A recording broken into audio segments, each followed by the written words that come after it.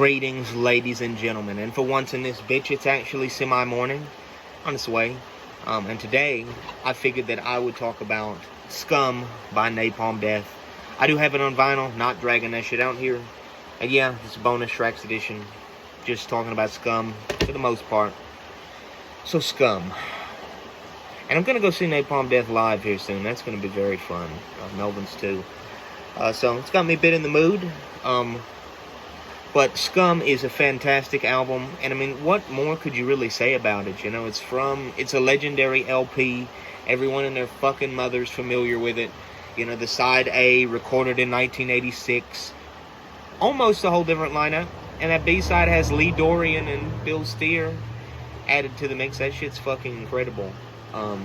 Very much I wouldn't say complacent record, but it is very ahead of its time.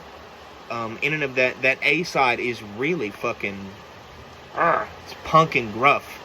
And that B-side is very fucking noisecore. I mean, it's just very fucking abrasive. It sounds even worse. If you've heard the album, you know exactly what I'm talking about. Both sides are fantastic, and I personally couldn't be bothered to pick one over another. I mean, there's so many good tracks. I mean, A-side, multinational corporations, Instinct of Survival, The Kill, Scum. I mean, Jesus Christ, like, some great songs. And I doubt they'll perform a lot of these. I mean, Scum, for sure. You know that much.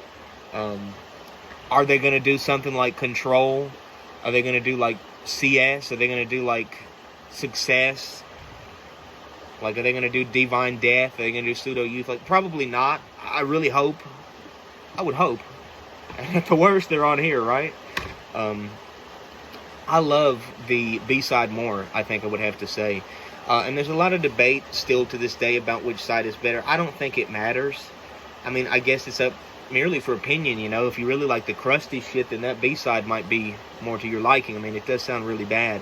And the A-side kind of has like a more punk, hardcore energy, but the whole thing is hardcore. So to say one side is more hardcore than the other, like, that's a pissing contest that I'm not going to bother to entertain. But what I will say is the A-side is killer. I love the fucking vocals. I can't even remember who does it. Is it Nick? Who the fuck does it? Who the fuck does the vocals? I forget. The original vocalist is great. I love him too. The songwriting is awesome as well. Very politically charged. That didn't seem to change even when getting to the second half of the record, which is fucking awesome too. I love it when a band sticks by their principles for the most part. Yeah, that bitch is in my vehicle. Life is another great one which I love. That starts the B-side off. And I guess you could do a comparison between which side has more songs you like, but both sides are pretty evenly matched if you're asking me. I mean, Scum is a legendary album, and it will always be, hopefully. And I do want to mention, because this channel has been removed, Diamond Dave, who is an older man, he reviewed this album ages ago. I love that review. I don't know what the hell happened to him. Might be dead. Maybe COVID killed him. Maybe he got married. I don't know, man. Maybe he pawned all of his shit. Who knows? But I got to thank Dave a little bit for showing me the way. 10, 12 years ago. Probably longer ago, honestly. Can't remember when his channel was up.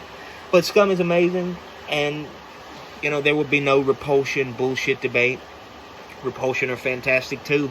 But we got to respect our godfathers of the grindcore genre, which is Napalm Death and Repulsion. Probably more so Repulsion, though, let's face it. Genocide, you know. Some great demos out there. And even the Napalm Death demos are badass, too. So what is the verdict on Scum? Very abrasive. Probably destroyed part of my hearing now because I was blasting this shit so loud. Turn your shit down, y'all. But a classic album for 1986 and 7. I know it came out in 87, but shit, that A-side was 86.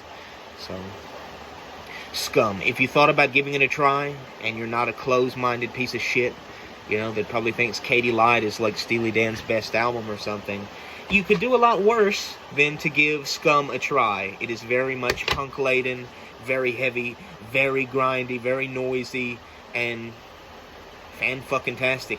Again, one of the greatest records from 1987, and there are so many, throw a fucking dart. One day on the channel, I want to go more in-depth about specific records from 1987, and this will definitely be one that I will brush upon again. But I just wanted to say, for the sake of this, Bill Steer, Lee Dorian, Mick Harris, whoever the other motherfucker is, I can't remember. All killer, no filler, except maybe you suffer. So check out Scum by the mighty Napalm fucking Death. And I had to come around on Harmony Corruption. Shit is a good album. Cheers, y'all. 6-7 out.